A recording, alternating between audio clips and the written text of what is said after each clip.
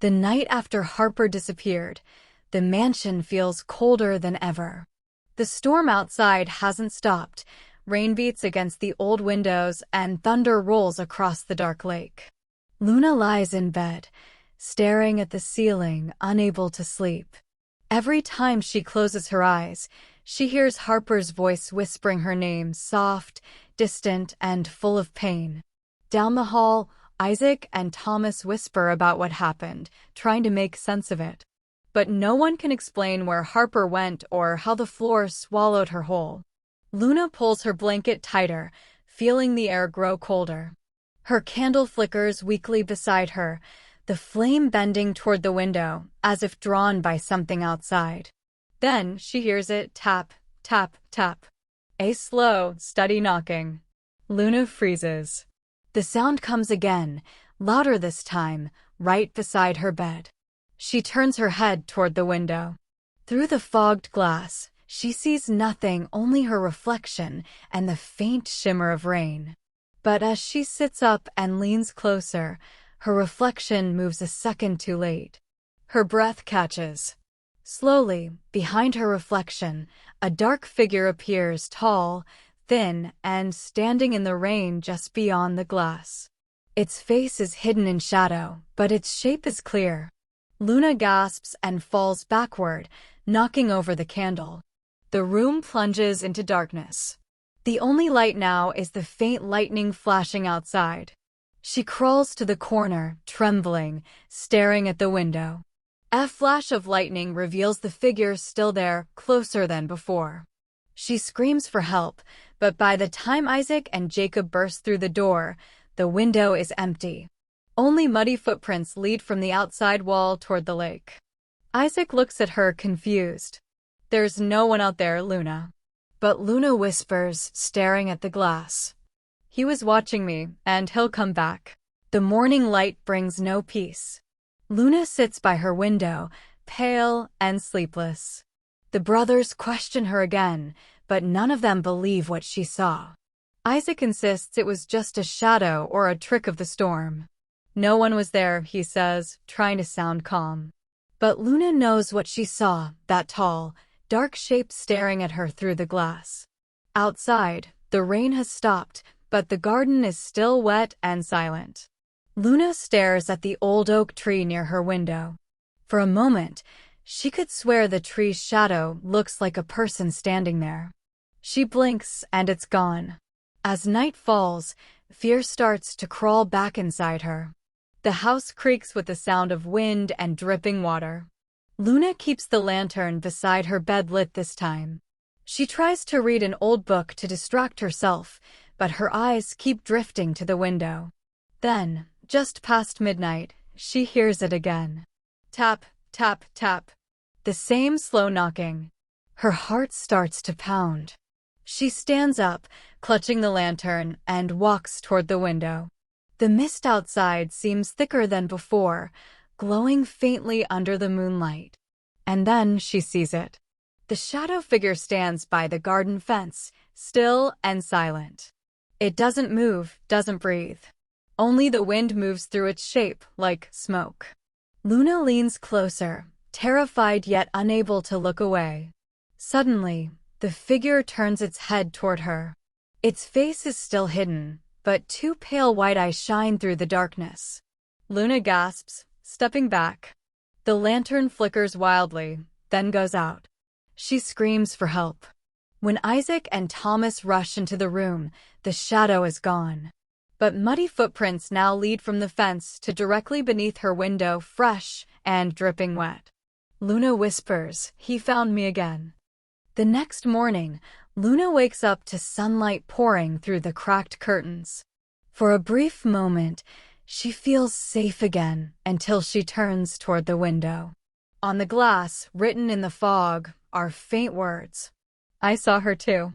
Her heart skips. She stumbles out of bed, staring at the message in shock.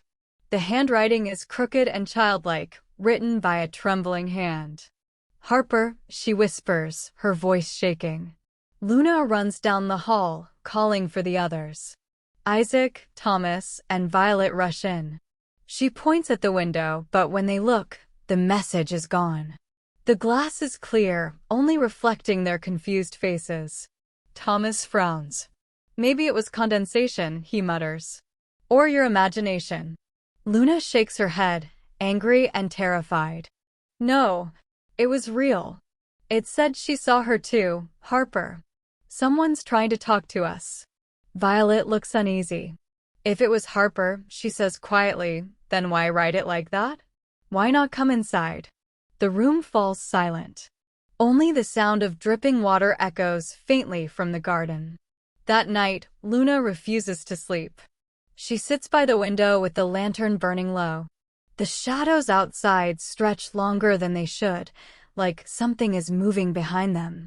She whispers softly, "If you can hear me, Harper, give me another sign." At first, nothing happens. Then slowly, a single pale handprint appears on the inside of the glass, right where Luna's reflection stands. The air grows cold, her breath turning white.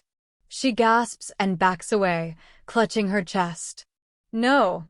The handprint begins to drag downward, leaving a long streak across the glass, as if something unseen is sliding away into the dark. From outside, faint whispers rise again. She's not yours anymore. The lantern flickers once, then goes out. The next night, the mansion feels heavier than ever. A cold wind sneaks through the cracks in the walls, making every door creak softly. Luna hasn't spoken much all day. She keeps staring at the window, her eyes hollow and tired. The others are worried, but no one knows how to help. Isaac stays awake in the living room with a flashlight, just in case the shadow returns. Thomas walks the hallways, checking every door. But by midnight, everything seems too calm. Luna lies in bed, eyes open, listening to the storm outside. Suddenly, she hears something new, slow, dragging footsteps moving down the hallway. One step at a time. Wooden boards creak under invisible weight. She sits up, her breath caught in her throat. The sound gets closer. Step, step, step. Luna grabs her lantern and tiptoes to the door. She places her ear against the wood, the footsteps stop. Then, faint breathing. Someone, or something, is standing just outside her room. Her hand trembles as she slowly peeks through the small crack between the door and the frame. At first, she sees nothing, just darkness. Then a tall, shadowy figure glides silently down the hallway, its outline faintly visible in the flickering light. It stops in front of Harper's empty room. Luna covers her mouth to stop a gasp. The figure stands there, unmoving, for several seconds. Then, slowly, it turns its head directly toward Luna's door. Their eyes meet through the narrow crack, two glowing white eyes in total darkness. Luna stumbles back, her lantern shaking. The light flickers wildly. The doorknob rattles once, twice, then stops. Silence. Isaac runs upstairs, hearing Luna scream. When he opens the door, there's no one there, only Luna, trembling on the floor, whispering. He knows I'm awake now. The next morning, Luna sits silently at the dining table. Her hands shake as she holds a cup of tea that's gone cold. The others try to comfort her, but she barely speaks. He was in the hall, she whispers. He saw me. Isaac promises to stay close that night, but Luna insists she needs to face it herself. If I keep hiding, he'll never stop coming. Her voice trembles, but her eyes are firm. When night falls, the mansion grows quiet again. Clouds cover the moon, and the whole house is drowned in pale, shifting darkness. Luna lights her lantern and opens her window just a little, enough to feel the cold air brush her face. She waits. The wind moves through the trees, and the silence stretches.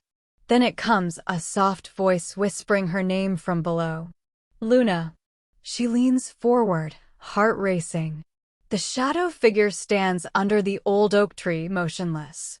Its shape is sharper now, darker against the mist. Who are you? Luna whispers, her voice shaking.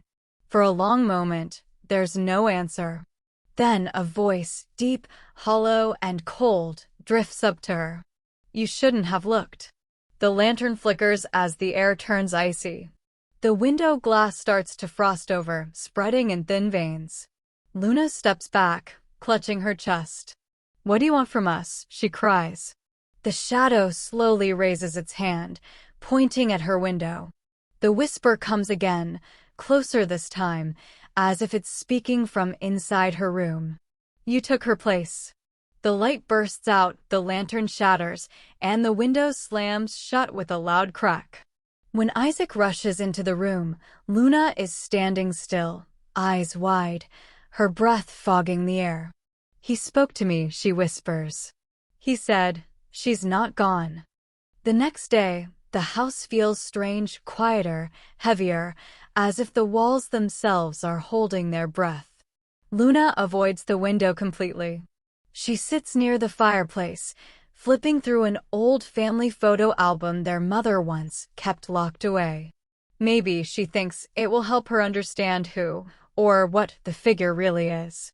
The photos are old and faded. Some show the brothers as children, others show the family's mansion in better days, bright, alive, untouched by fear. But then, one picture makes Luna stop cold.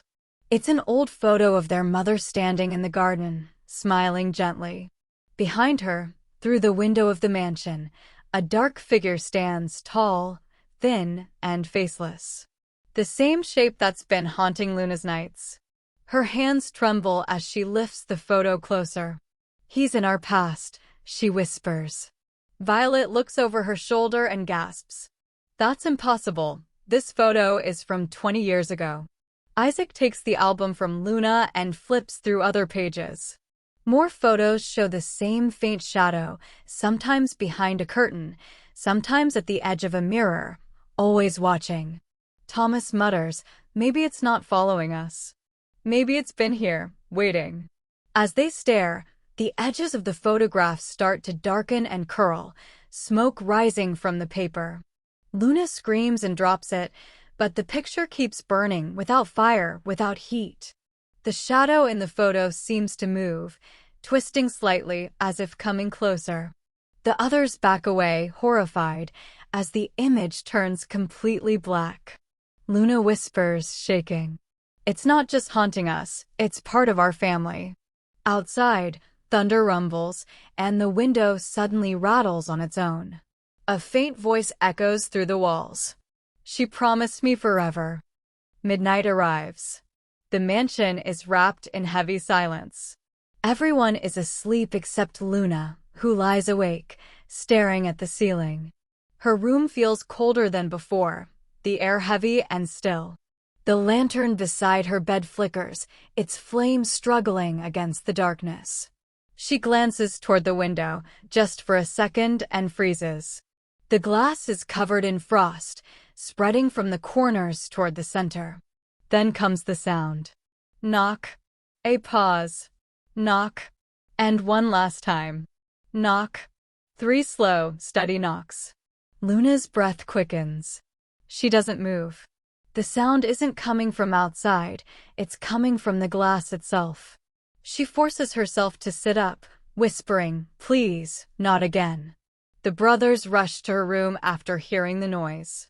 Isaac bursts in first, flashlight in hand. Thomas follows with Violet close behind. The light hits the window and they all freeze. A single dark handprint rests on the icy glass, fingers long and thin, dripping with what looks like muddy water. The print begins to spread, forming a strange, circular symbol, something they've never seen before. Jacob whispers, what does it mean? Before anyone can answer, the frost cracks and a faint whisper echoes through the room. She's waiting. The candlelight flickers violently. Luna slowly turns her head toward the mirror beside her bed and gasps. In the mirror's reflection, the shadow figure stands directly behind her. Its glowing white eyes stare back at them all. Violet screams.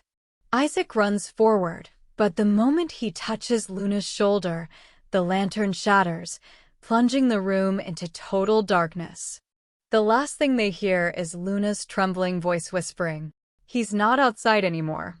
A faint knock echoes again, this time from inside the walls.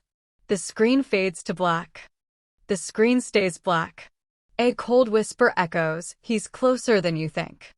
Then, Luna's faint breathing can be heard, followed by one final knock from inside the wall. White text appears on the dark screen. Next episode, The Mirror in the Basement. A heartbeat sound grows louder. Then silence. Final line on screen. Don't miss what happens next. Subscribe now before it's too late.